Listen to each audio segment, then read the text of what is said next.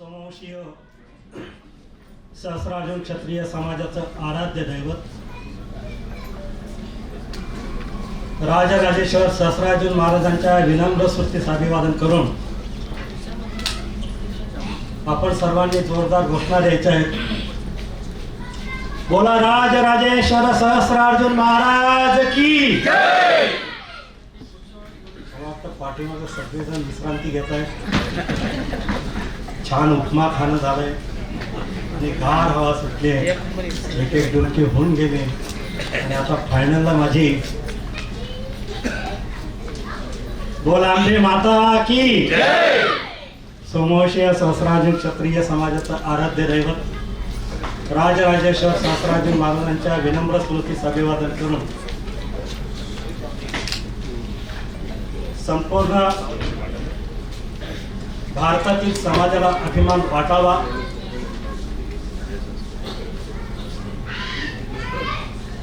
अशा प्रकारचं काम बागलकोटमधून राज्यसभेवर गेलेले आपल्या समाजाचे पहिले खासदार श्रीयुत नारायणसाहेब भांडगे यांच्या सत्काराच्या निमित्तानं आणि ग्रामसभेच्या परिषदेच्या निमित्तानं उपस्थित असलेले सर्व विविध ग्रामसभांचे अध्यक्ष, कार्यकारी मंडळ, महिला मंडळ, महाराष्ट्र प्रांतिकचे प्रथम नागरिक श्रीयुत शंकरसाहेब गुजराती, उपाध्यक्ष उदयसाहेब जागीरदार, खजिनदार केशवसाहेब क्षत्रिय, सचिव रमाकांतसाहेब वाळवेकर, आमचे आदरणीय मित्र श्रीयुत रंगनाथसाहेब बंकापुरे, आमचे मित्र नरसिंहसाहेब मेंगडी, अरविंदसाहेब कलबुर्गी,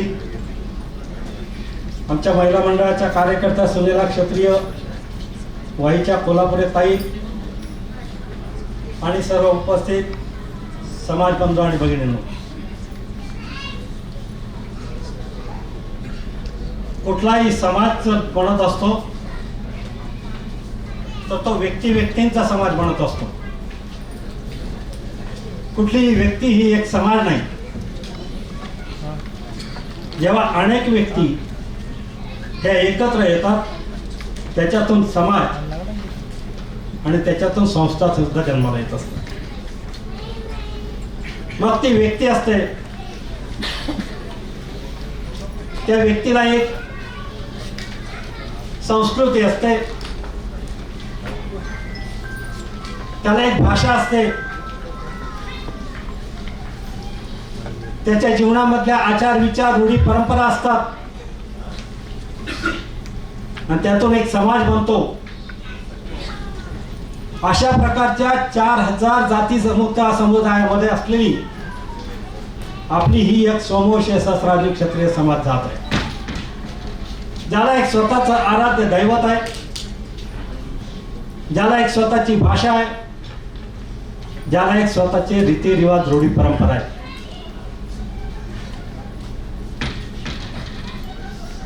अशा या समाजाचं संघटन व्हावं म्हणून अखिल भारतीय पातळीवरती एक अखिल भारतीय संघटना स्थापन करण्यात आली, समवंशीय सहस्रार्जुन क्षत्रिय समाज अखिल भारतीय. आणि त्याच धर्तीवर महाराष्ट्रामध्ये सुद्धा एक आपली स्वतंत्र भाषा बोलणारे, त्या विभागाची एक भाषा असणारे, एका विचाराची समाज बांधवांची संघटना असावी या पार्श्वभूमीवरती महाराष्ट्रामध्ये सुद्धा सह क्षत्रिय समाज महाराष्ट्र प्रांतीय संघटनेची स्थापना करण्यात आली. नांदेड येथे श्रीनिवास गुजराती हे प्रथम अध्यक्ष झाले आणि त्यावेळेला असलेली प्राध्यापक टिकले असतील, बोरबरे साहेब असतील, अनेक त्यावेळेची नामवंत माणसं होती, बाबुरावजी दगडू होते, कैलासवासी, या सगळ्यांनी म्हणून ही संस्था महाराष्ट्र प्रांतिक आपली पुढे चालवली. ही संस्था चालवत असताना एक वैशिष्ट्य होतं की ही संस्था 1985 साली स्थापन झाली.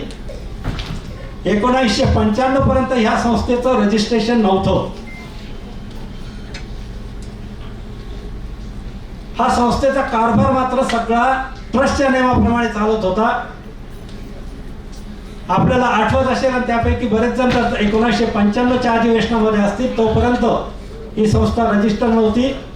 कैलासवासी बाबूरावसाहेब दगडू यांनी आणि त्यावेळच्या अध्यक्षांनी महाराष्ट्र प्रांतिकचा हिशोब हा अधिवेशनामध्ये सादर केला होता. 1995ला महाराष्ट्र प्रांतिकचं पहिलं अधिवेशन झालं आणि या अधिवेशनामध्ये महाराष्ट्र प्रांतिक संस्थेची रजिस्टर संस्था असावी अशा प्रकारचा एक विचार हा समाजामध्ये आला. आणि मग संस्था जर स्थापन करायची असेल तर तिला एक घटना असावी लागते, कॉन्स्टिट्यूशन असावी लागते आणि त्या कॉन्स्टिट्यूशनच्या नियमाप्रमाणे काम करावं लागतं. ही पार्श्वभूमी लक्षात घेऊन महाराष्ट्र प्रांतिकच्या घटना व्हावी यासाठी 5 लोकांची घटना समिती स्थापन करण्यात आली. घटना समिती जेव्हा स्थापन करण्यात आली त्या घटना समितीने संपूर्ण सर्वेक्षण केलं आणि सर्वेक्षण करून कशा प्रकारची घटना महाराष्ट्राला पूरक ठरेल अशा प्रकारचा एक विचार मांडला आणि ती जी घटना तयार करण्यात आली तिला एक नाव देण्यात आलं महाराष्ट्र स्वसं क्षत्रिय महाराष्ट्र प्रांतीय घटना. बऱ्याचशांकडे एक लाल कव्हर असलेलं किंवा पिवळं कव्हर असलेलं जे काही पुस्तक आहे ती पुस्तक म्हणजे महाराष्ट्र प्रांतिकचं घटना आहे. आमदार नरसिंह सामेंदी यांना याबाबतची सुद्धा कल्पना आहे. या घटनेमध्ये अशी एक तरतूद होती की ही निवडणूक कशी घेतली जावी, ही महाराष्ट्र प्रांतिक चालवावी कशी या संबंधामधलं त्यात मार्गदर्शन आहे. फार मोठं अवघड करून मी तुम्हाला सांगणार नाही. ज्याप्रमाणे सगळ्या महाराष्ट्रातून आमदार निवडले जातात आणि आमदार निवडून गेल्यानंतर तिथं महाराष्ट्राचं मंत्रिमंडळ तयार होत असतं आणि महाराष्ट्राचं मंत्रिमंडळ मग ते काम करतं, त्याच्यातून मुख्यमंत्री निवडला जातो व विविध पदं वाटली जातात. हे साधं सोपं सरळ गणित मी तुम्हाला सांगतो. महाराष्ट्र प्रांतिक घटनेची रचना करताना सुद्धा हाच विचार डोळ्यासमोर ठेवण्यात आला.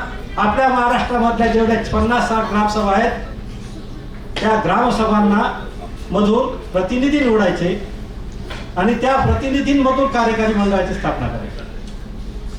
ग्रामसभेला त्या ठिकाणी एक निवडणूक समिती स्थापन केली जाईल. ही निवडणूक समिती पत्र पाठवेल. पत्र पाठवल्यानंतर त्या ठिकाणी ग्रामसभेने जनरल बॉडी मीटिंग किंवा लोकल मीटिंग घ्यायची आणि त्यांना जो योग्य वाटेल त्या व्यक्तीला त्यांनी आमदार म्हणून किंवा महाराष्ट्र प्रांतिकचा प्रतिनिधी म्हणून हा महाराष्ट्रावर निवडून पाठवायचा. ते प्रतिनिधी निवडून आले की त्यातून महाराष्ट्र प्रांतिकचा अध्यक्ष निवडला जाईल, उपाध्यक्ष निवडला जाईल, खजिनदार निवडला जाईल, कार्यकारी मंडळाची स्थापना केली. अशा प्रकारची ही रचना ही महाराष्ट्र प्रांतिक घटनेची करण्यात आली. याच पद्धतीने प्राध्यापक टिकले यांची निवड झाली होती. महाराष्ट्रातून विविध ग्रामसभेतून ठराव करण्यात आले, त्या प्रतिनिधींनी प्राध्यापक टिकलेंची निवड करण्यात आली.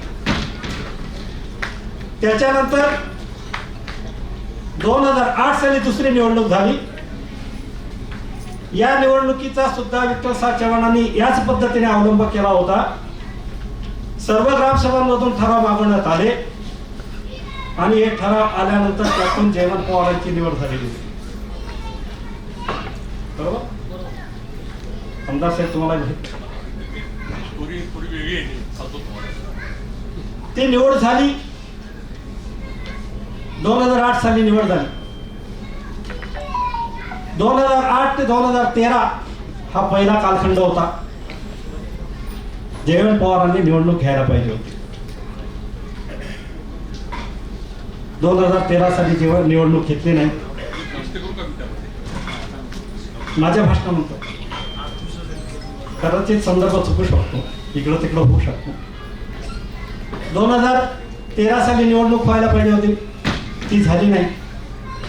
त्या ठिकाणी नाशिकच्या मीटिंगमध्ये एक्सटेन्शन करण्यात आलं आणि निवडणूक न घेता स्वतःचा पदभार पुढे सांभाळला. हरकत नाही. 2013 नंतर 2018 कालखंड संपतो. 2018ला निवडणुका घ्यायला पाहिजे होत्या, निवडणुका घेतल्या नाही, तसंच कामकाज चालू आहे. समाजामध्ये चळवळ सुरू झाली, शेवटी चर्चा सुरू झाली की तुम्ही निवडणूक घेत नाही आणि निवडणूक न घेताच राज्य कारभार का चालवत आहे, याबद्दल सगळीकडे समोर वातावरण सुरू.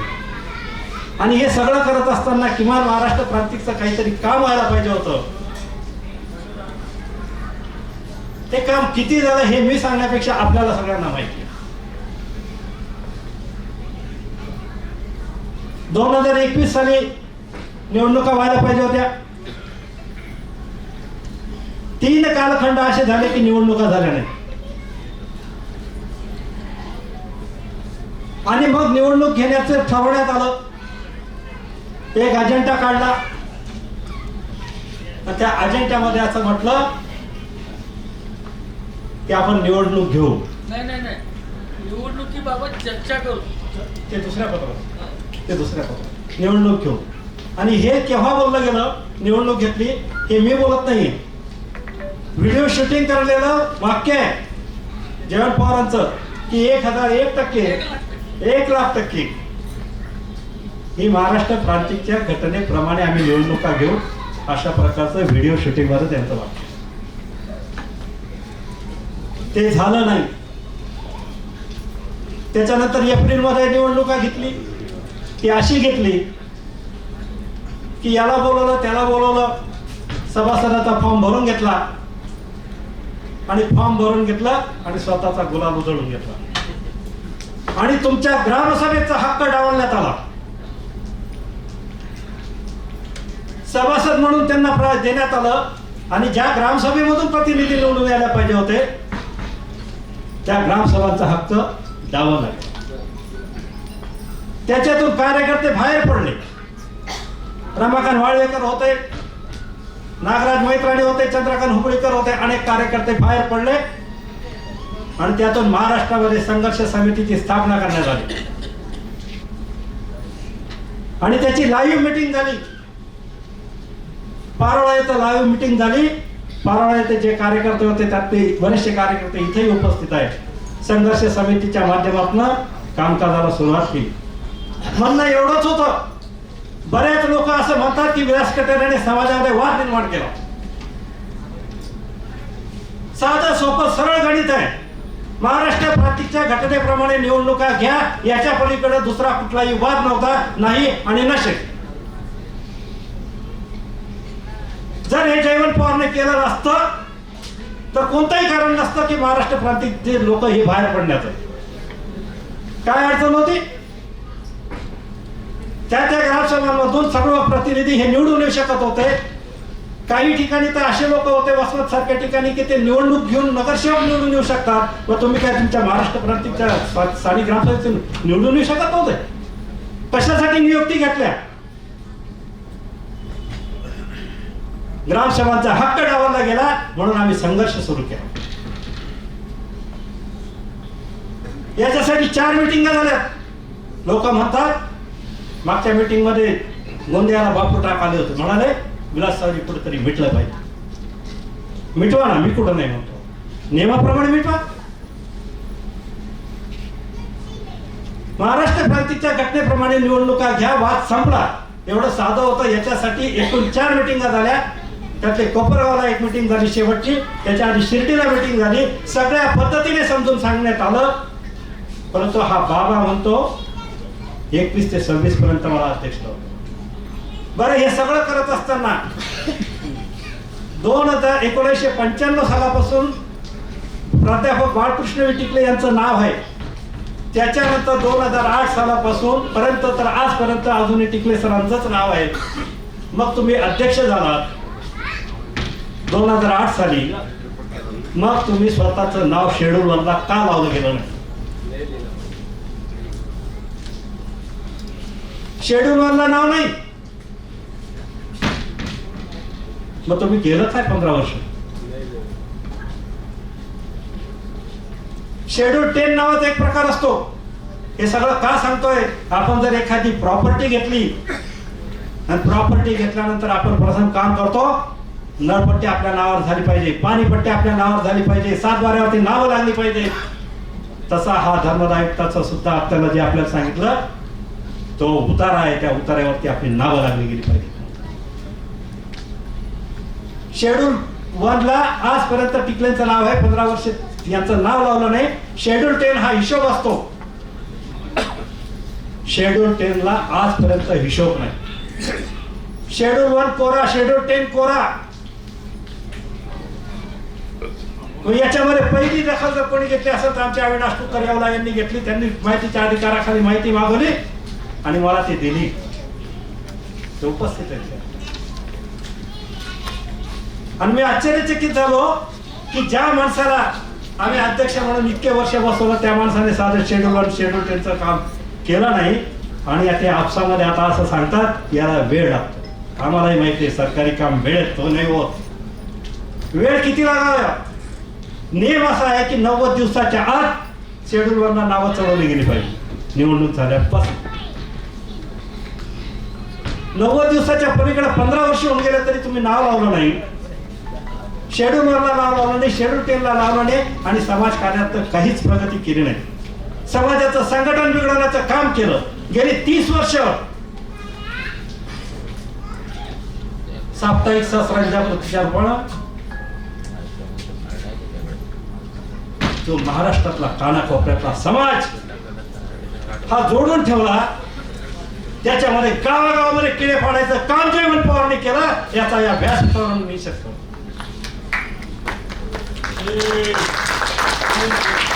अरे मुठभर समाज आहे आपला, मुठभर. त्या समाजाला फोडलं तुम्ही, नात्या गोत्यामध्ये दबाव आणतात. काय चाललंय समाजामध्ये? मुठभर असलेला समाजाचे तुकडे पाडायचं पाप तुम्ही करतात. कशासाठी? अध्यक्ष पदावर राहण्यासाठी. अरे राहणा, कोण नाही म्हणतो तुम्हाला? काम तर करा. नरेंद्र मोदी आपल्याला सर्वांना आवडतं, त्याचं कामही चांगलं आहे, मला माहिती आहे त्यांचं कामही चांगलं आहे. म्हणून आपण त्यांना एक्सटेन्शन देतो का? हजारो रुपयाचा खर्च करतं भारत सरकारने निवडणुका घेतं. कशासाठी? हे माहिती आहे ना सगळ्यांना की नरेंद्र मोदी पुन्हा पंतप्रधान होणार आहेत. पण निवडणुका टाळतो का आपण? आपण म्हणतो की हजारो रुपयाचा चोरवणा कशासाठी करायचा?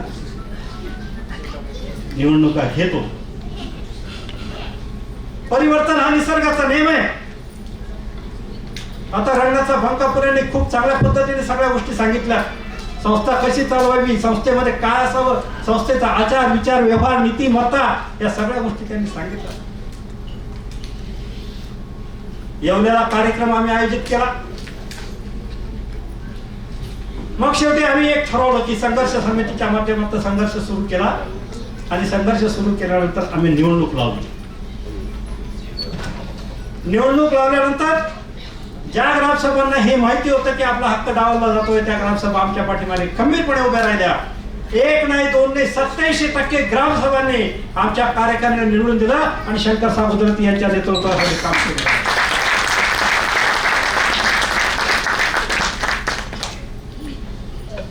आम्ही काम सुरू केलं 2 गोष्टीवरती. एक समाज संघटन सुरू झालं पाहिजे आणि दुसरं संस्थेचं हित सुरू झालं.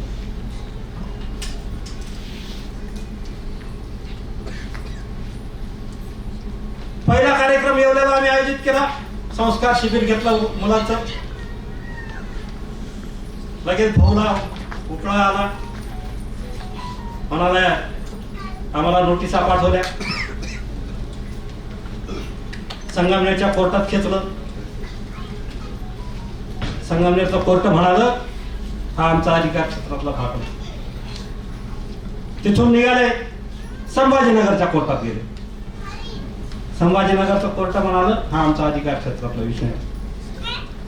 तिथून निघाले सोलापूरच्या सिव्हिल कोर्टात गेले. या सगळ्या गोष्टीसाठी आमच्या कार्यकर्त्यांनी स्वतःच्या खिशातून लाखो रुपयाचा खर्च केला आणि त्या केसेस आम्ही लढतो. सोलापूरच्या कोर्टामध्ये सगळं एक क्रमाने माझ्या डोक्यात हे झालं. सोलापूरच्या कोर्टामध्ये परत त्यांना तेच सांगितलं की तुम्ही योग्य त्या कोर्टामध्ये जा. योग्य त्या कोर्टामध्ये म्हणजे धर्मदायुक्त कार्यालयामध्ये तुम्ही जायला पाहिजे, पण तुम्ही जाऊ शकत नाही. कोणत्या तोंडाने जाणार? कारण तुम्ही शेड्यूल म्हणून शेड्यूल केलं नावच नाही आहे, तर तुम्ही जाऊ शकत नाही. हा त्यातला मुद्दा आहे. आणि म्हणून तुम्ही इकडच्या तिकडच्या कोर्टामध्ये बसून स्वतःच्या संस्थांचाही पैसा खर्च करतात आणि आमच्या खिशातलाही पैसा खर्च करतात. आणि थोडीफार तरी लाभ वाटू द्या तुम्हाला. कुठं नेऊन ठेवलाय तुम्ही समाज? काय आहे एवढं त्या संस्थेमध्ये? काय लालजीची गाडी? महाराष्ट्र क्रांतीची अध्यक्षपद म्हणजे कशासाठी एवढा विषय लावून धरलेला आहे? आणि म्हणतात समाज आम्ही फोडला. ते झालं. मग माझ्यावरती पहिली केस दाखल झाली अब्रू नुकसानीची. मग माझ्यावर झाली, बंडू क्षत्रियावर झाली, आमच्या अध्यक्षांवरती झाली. त्या केसेस चाललेल्याच आहेत. मी तर पत्रकार आहे. मेलेलं कोंबडं आगीला भीत नसतं. त्यामुळे अशा डेफिमेशनच्या आल्या काय आणि गेल्या काय त्याच्याने आम्हाला काही फरक पडत नसतो. बदनामी होण्यासाठी बदनामी तर झाली पाहिजे. आणि जर तुम्हाला बदनामी सहन होत नाही तर कशाला तुम्ही समाजकार्य करता? घरात बसा. लोकांनी तुम्हाला ऑलरेडी घरात बसवलेलंच आहे.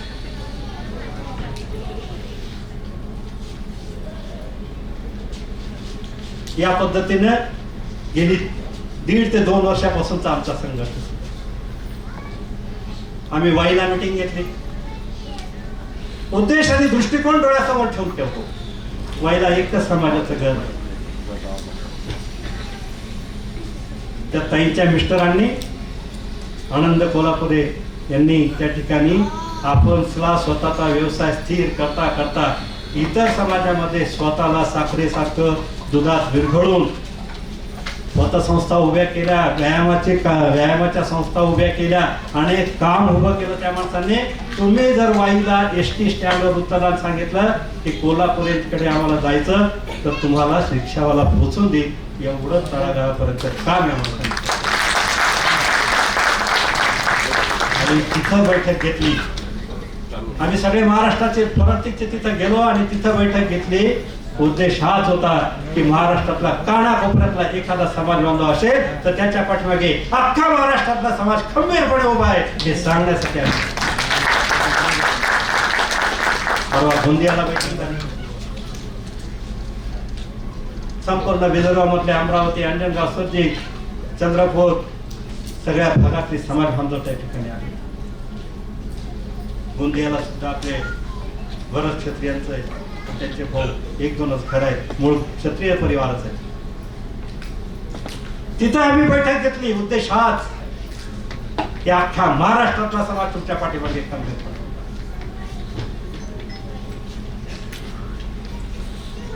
वाद मिटले पाहिजे. समाजाचं संघटन झालं पाहिजे. संस्था मोठी झाली पाहिजे.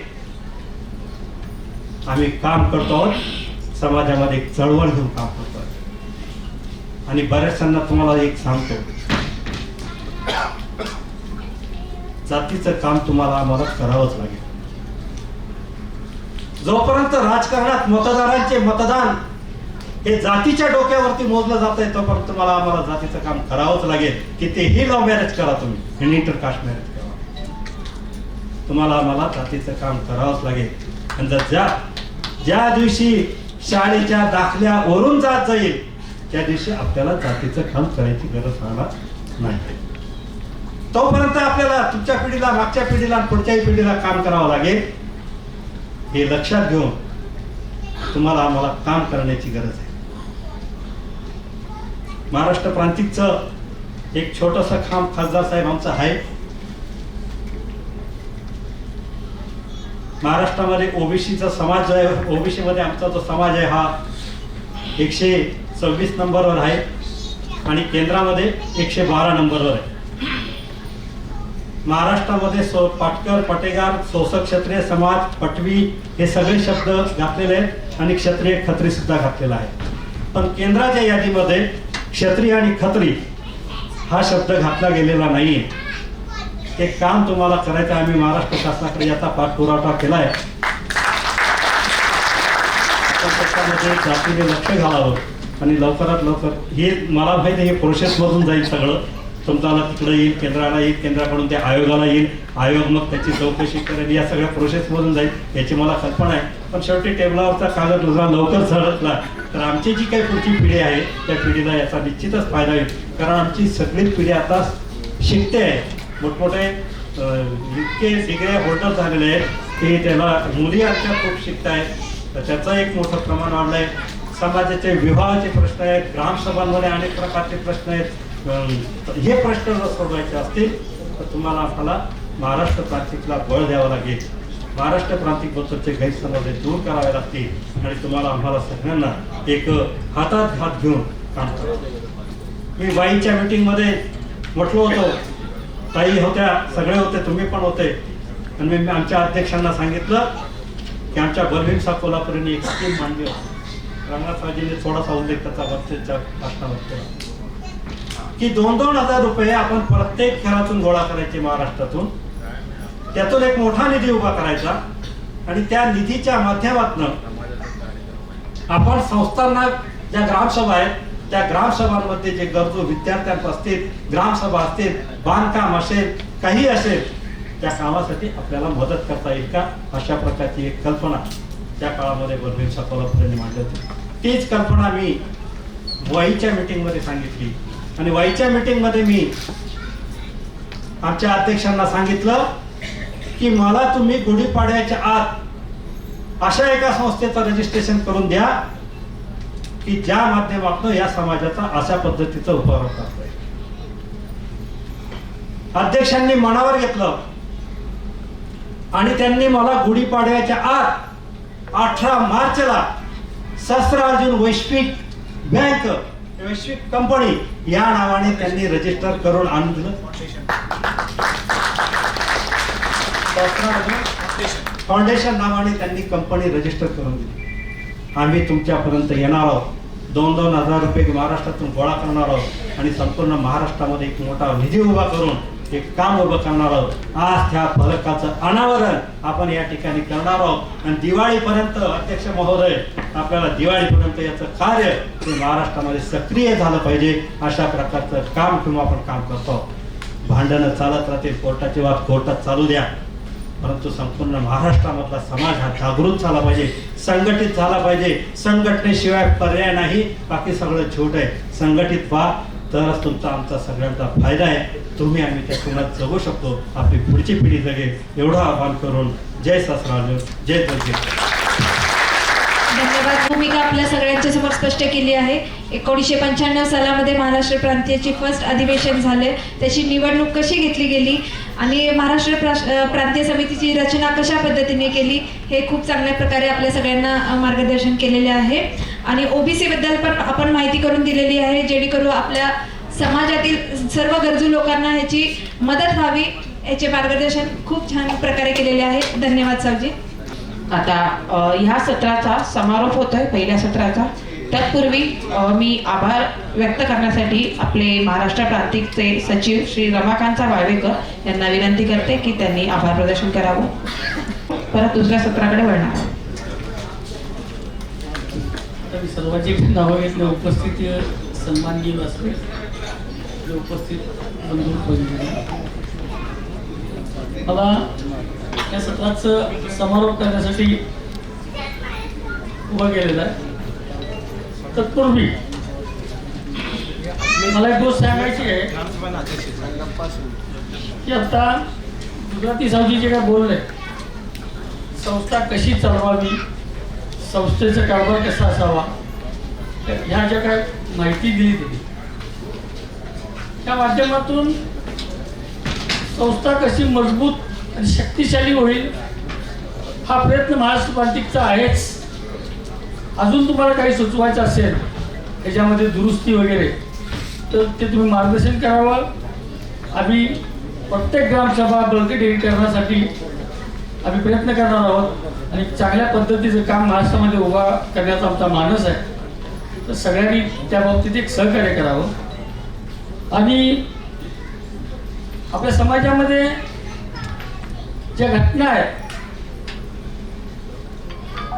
आता महाराष्ट्र प्रांतिकच्या जी घटना आहे, सावजी तिला सावजी ऐका, महाराष्ट्र प्रांतिकची जी घटना आहे की टिकले सरांनी जी घटना वेगवेगळे प्रतिनिधी देऊन घटना तयार केली, ती तयार तर घटना झाली, त्याप्रमाणे निवडणुकी झाली महाराष्ट्र प्रांताची. ज्या वेळेला ती रजिस्ट्रेशनला गेली त्यावेळेला गल्लीतल्या गणपती मंडळाचं जे रजिस्ट्रेशनचं डॉक्युमेंट असते फॉर्मॅट, त्या फॉर्मॅटप्रमाणे ती घटना रजिस्ट्रेशन झाल्यामुळं हा गोंधळ निर्माण झालेला.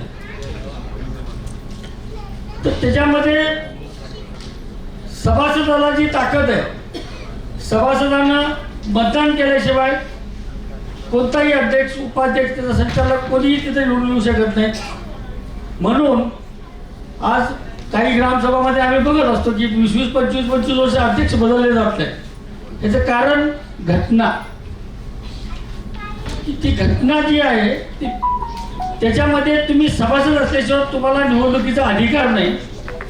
तर ह्या घटना पहिला आपल्या समाजामध्ये दुरुस्त झाल्याशिवाय ह्या गोष्टी दुरुस्त होणार नाहीत.